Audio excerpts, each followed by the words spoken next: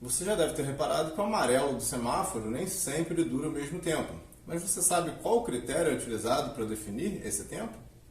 Eu sou o instrutor Fabrício Medeiros, vou te contar esta e algumas outras curiosidades sobre semáforo. Curiosidade número 1.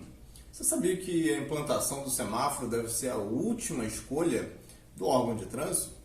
Primeiramente, eles têm que observar se não há eficácia na observância das normas do artigo 29. Embora o volume 5 do Manual Brasileiro de Sinalização de Trânsito, que trata da sinalização semafórica, não cite o inciso 3, é lá que a gente encontra as normas de preferência de passagem. Então, se não forem respeitados, aí parte-se para uma segunda hipótese, a implantação dos sinais R1 ou R2 para que os condutores respeitem normas de passagem, sejam elas reforçadas ou até alteradas. E por último, a implantação de rotatórios ou outras formas de canalização de trânsito que tragam aí a eficácia de fato das normas de preferência. Não sendo eficaz nenhum desses outros métodos, aí sim tem que se optar por implantar a sinalização semafórica. Curiosidade número 2. Você sabia que o vermelho intermitente é tratado como uma cor? Você sabe que temos as cores verde, amarela e vermelha no semáforo. Porém, o do pedestre não tem o amarelo.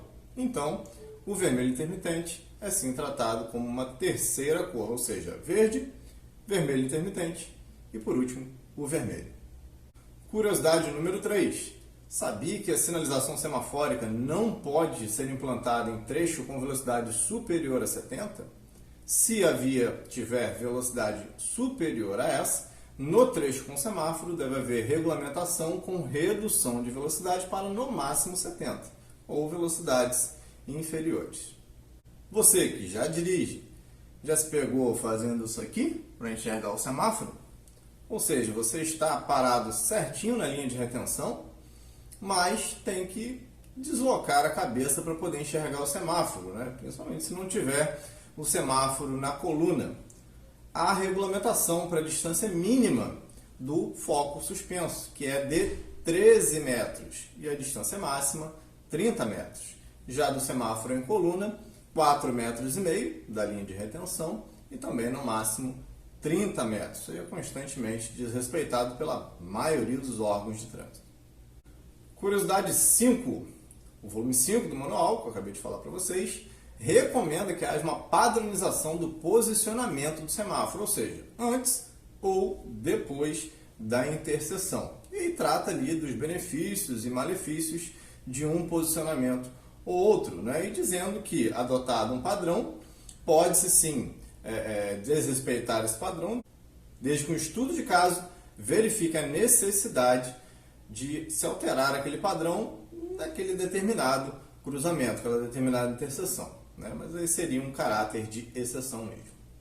Curiosidade número 6. Sabia que tudo isso aqui não é regulamentado? Ou seja, a contagem regressiva, que a gente conhece como temporizador do semáforo, não tem regulamentação. Inclusive a CET, a Companhia de Engenharia de Tráfego de São Paulo, andou fazendo umas pesquisas a respeito e constatou que em muitos casos houve aumento no número de acidentes em locais que se utilizam o temporizador. Sabe aquele motorista espertinho? Ele vê que o semáforo está fechando e o que ele faz? Acelera para passar.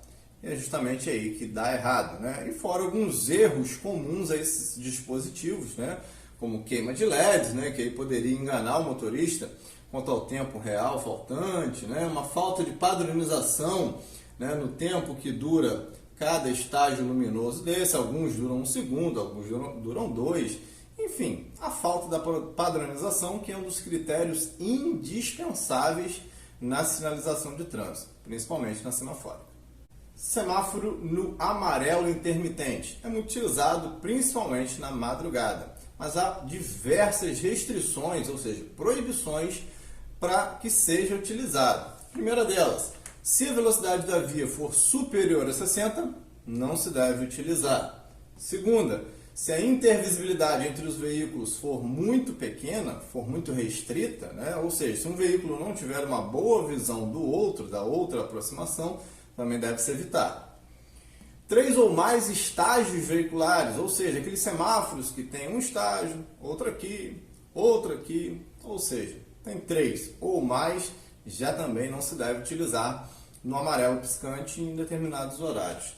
E por último aqui, se houver uma sequência de semáforos onde algum deles não possa ser utilizado no amarelo intermitente. Então deve-se optar por nenhum no amarelo piscante, né? Para que não haja confusão. Claro que outros critérios devem ser utilizados, né? Presença de veículos de grande porte naquele trecho, presença de muitos pedestres, mesmo em outros horários. Enfim, deve ser muito bem estudado, né? E deve ser um estudo cauteloso para se implantar ou não o amarelo intermitente, para que não haja um crescimento no número de acidentes, e também deve ser acompanhado por um bom tempo essa frequência. Curiosidade número 8. O ciclo máximo semafórico recomendado é de 2 minutos, porém em condições normais. Se estudos de engenharia calcularem necessidade de tempo superior, ok. Isso aqui é para condições normais de tráfego, né, em condições de baixo volume de trânsito.